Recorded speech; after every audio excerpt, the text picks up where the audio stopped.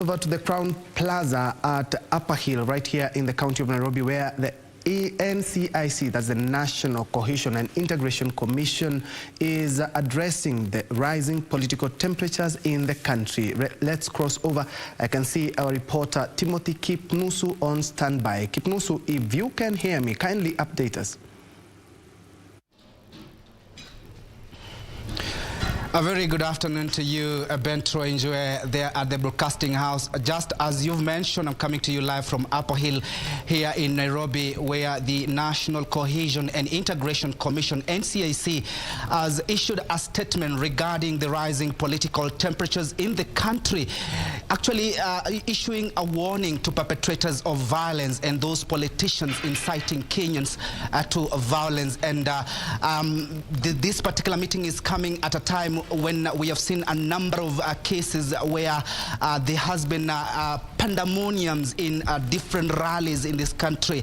The recent one in Kisii during the burial of the father to Kisii, Deputy Governor Joash Mangi, where the Member of Parliament for Dagorreti North, Simba Arati, exchanged blows together with the Member of Parliament for Mugirango South, Silvannus Osoro. The Commission sounding a warning to such politicians that their days are numbered, and going forward they are going to deal with such politicians. And this particular meeting also, Njue, the Commission has released the list of shame and the list of fame in a bid to ensure that the politicians who are inciting Kenyans to violence do not have a chance even to vie for positions in the near future. And the list of fame is there are two members of Parliament, one for Fafi Member of Parliament Abdi Kadir Mohammed, together with Njoro Member of Parliament Charity Kadhambi. The list of shame includes the former Nairobi Governor Mike Sonko. We also have Johana Ng'eno. We also have the two members of Parliament that have talked about, Silvannus Osoro, together with Simba Arati, who caused violence in Kisii County. And joining me to paint a picture is the Commission's chair, Reverend Dr. Samuel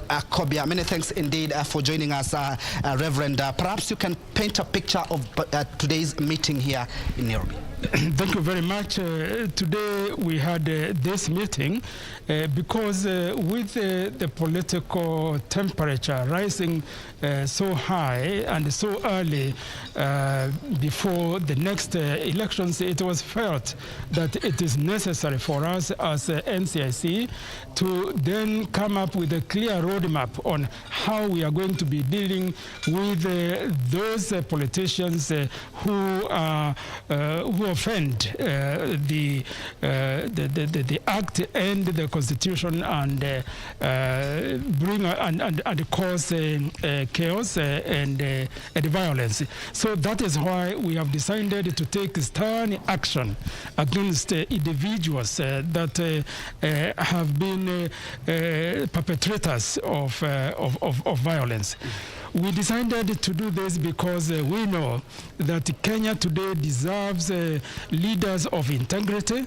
It deserves leaders who are good models for our youth, and really one who fights in public and in front of the Deputy President and the former Prime Minister. You know, this is something that really can, because the status of those people, their place in the society, a younger person should not do it. Secondly, if you are called really a muheshimiwa, an honorable person, and they act so dishonorably, then you don't deserve that position. And that is why we have decided to establish this list of shame. But then also we have... on that question, Chair, about the list of shame and list of fame, perhaps Kenyan will be wondering, how did you arrive to that particular list of shame and list of fame, particular list of fame?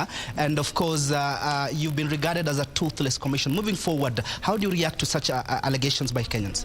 Yes, you know, for the list of fame, we do have Kenyans who do excellent work, really. They are good models and they can do things that one could say they have gone out of their way to bring about peace and harmony. Those are the ones that we have identified, and one of our commissioners is going to explain exactly how we arrived at that, those names, because it's important for Kenyans to know what criteria we have used, and from now going on, this is something we'll be doing every month. So it's important for Kenyans to know how we did it. And we look forward also to having a symposium where we'll discuss the issues that are likely to impact the roadmap to 2022. And in 2 weeks' time, we'll have this national symposium addressing issues like Hustler dynasty narrative.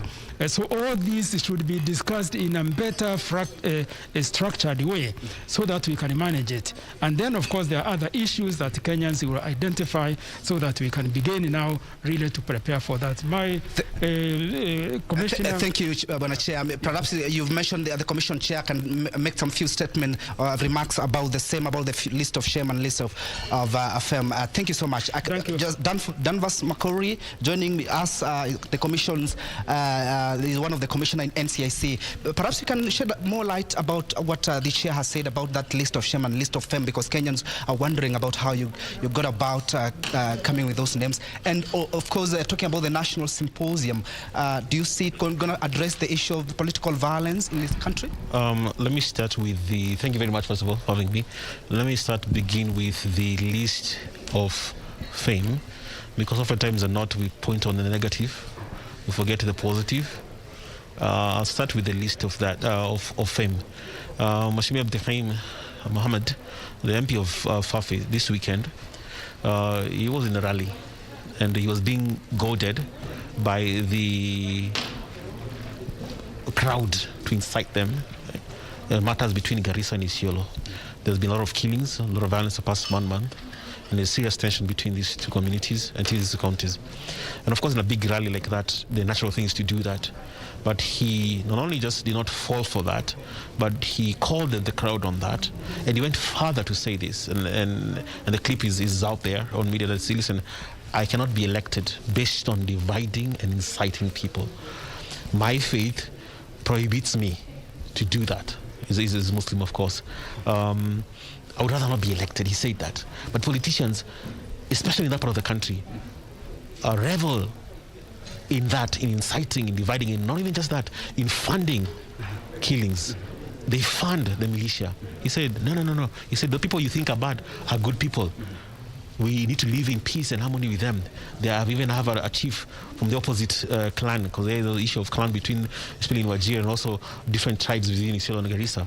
That is courageous. For a politician to do that in a rally, it's almost impossible. I've never seen that. So I want to commend him, and to say the politicians to follow him. Mheshimiwa Gadambi, Honorable Gadambi from Njoro, during the height, not even during, before the height of the violence in Njoro, in Nakuru, as we saw, she has invested a lot of time in peace and peace infrastructure.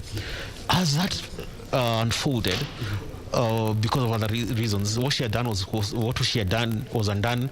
But nevertheless, she didn't tire. We worked together. She was there tirelessly, night and day, spending her own personal resources, spending her own time to make sure the communities are not worrying. Now, what happens when there's conflict in this country? Politicians take advantage and incite more so they can get votes. Thank you so much. Perhaps you've sent a message, Danvas Makori there, Troy Njue, giving us some insight about what has happened today.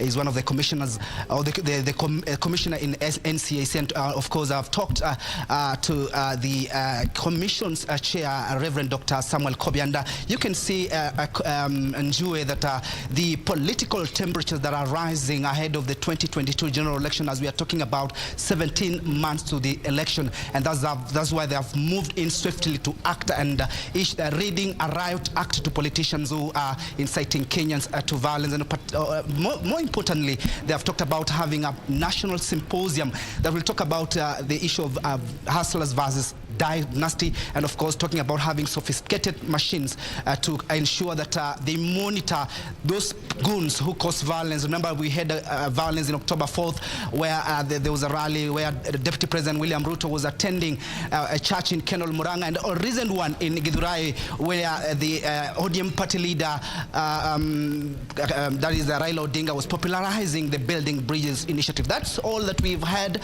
Of course, we'll be able to have a subsequent story or compiled story on the same on the NCIC. From me, Timothy Kipnusu, I hand you back to studio, Ben Troinjue.